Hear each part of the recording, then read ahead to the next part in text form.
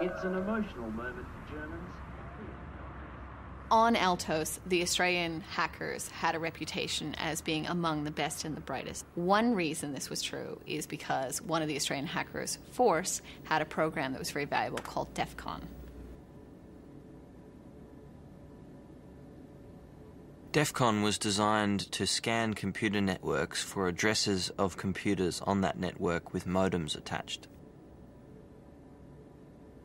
Force was at home alone one night running his famous DEFCON program, and suddenly it connected to a system, and he began receiving thousands of credit card numbers being dumped to his machine. When Force went through this giant data dump, he found in the last section some unusual credit card transactions. Some of them were for buying expensive cars, or eating out at restaurants, or even visiting brothels. And in fact, one of the people had a credit limit of $5 million. When Force checked the origin of the list, he found it came from one of the world's largest banks, Citibank.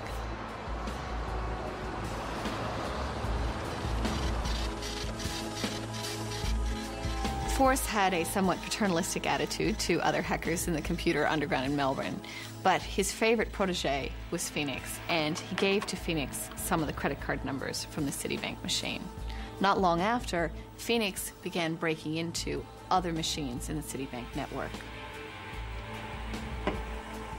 There was enough money involved for Citibank to get very edgy, very jumpy. There was enough money involved for them to contact the Secret Service and also the FBI. Most people back in 1988 were not stealing it to sell it. They were stealing it merely to prove that they could get to sensitive information. And the only way to get to the bottom of those things, because a lot of them were international and not U.S.-based, and a lot of them came out of Australia, was that you had to have a great working relationship with the Australian Federal Police. At that particular time, there was no law in Australia directly relating to computer crime.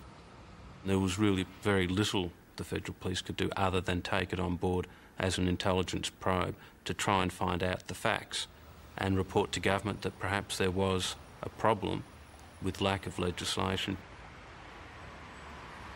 The original file that came in complaining about this was made up, and because we didn't have the people, we didn't have the expertise, we didn't have the knowledge, it was left and forgotten about.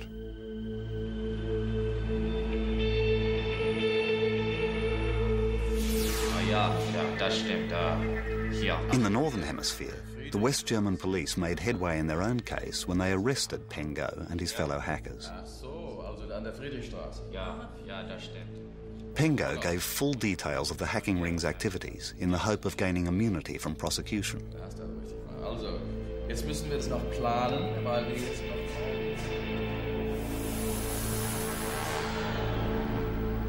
The German case made the Australian hackers very worried. It created a paranoia that they were next on the list.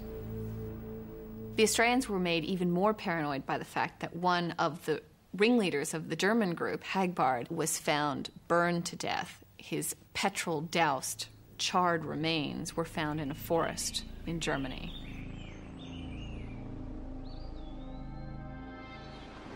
In January, 2 articles appeared in the Australian newspaper, one of them claiming that Australian hackers had stolen $500,000 from Citibank.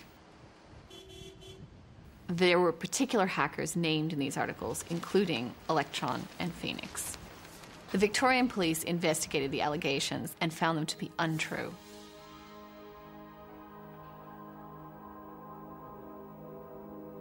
The articles that were published in the Australian indicated that there were a certain number of informants. It scared me for a couple of weeks, but then the fear versus the need to find the modem and start again won out. So I was back into it again pretty quickly.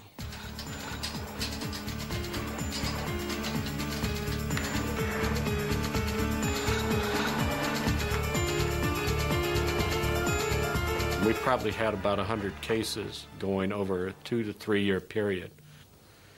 And I'm not sure why. You can't explain why hackers were more prevalent attacking U.S. systems, but at that particular point in time, they were. The situation, Madam Speaker, is quite clear. Responding to increased pressure from US authorities, the Australian government enacted the first federal computer crime laws.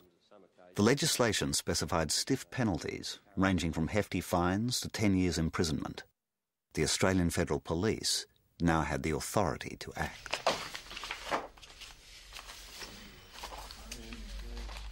When the legislation came through, I was asked to set up a computer crime unit using the existing people within the physical computer area and then bringing in other people who were investigators. The AFP had a very low computer literacy at that point in time. We're talking about people still using typewriters. It was still the carbon paper days. And so the unknown element of what computers were resulted in a very low opinion of people. They say, well, I don't use computers. It's not important. Most of the other colleagues, most of the other people at my level thought it was a bit of a wank and that I should be out there investigating real crime.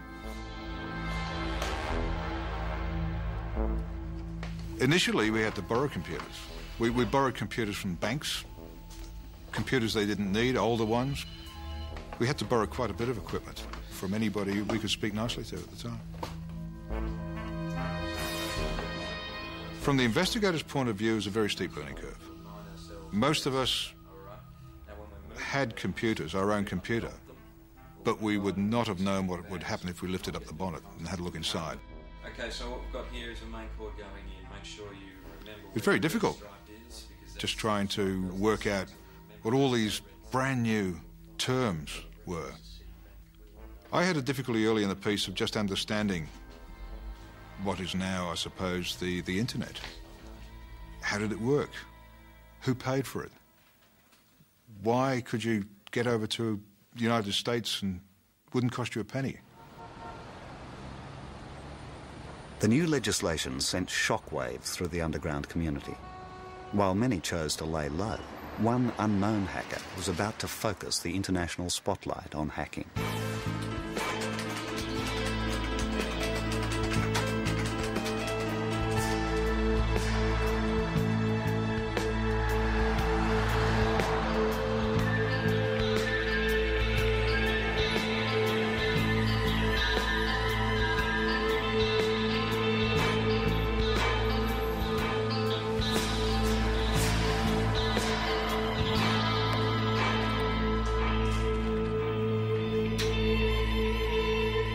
NASA was 2 days away from launching the space shuttle which carried the Galileo space probe.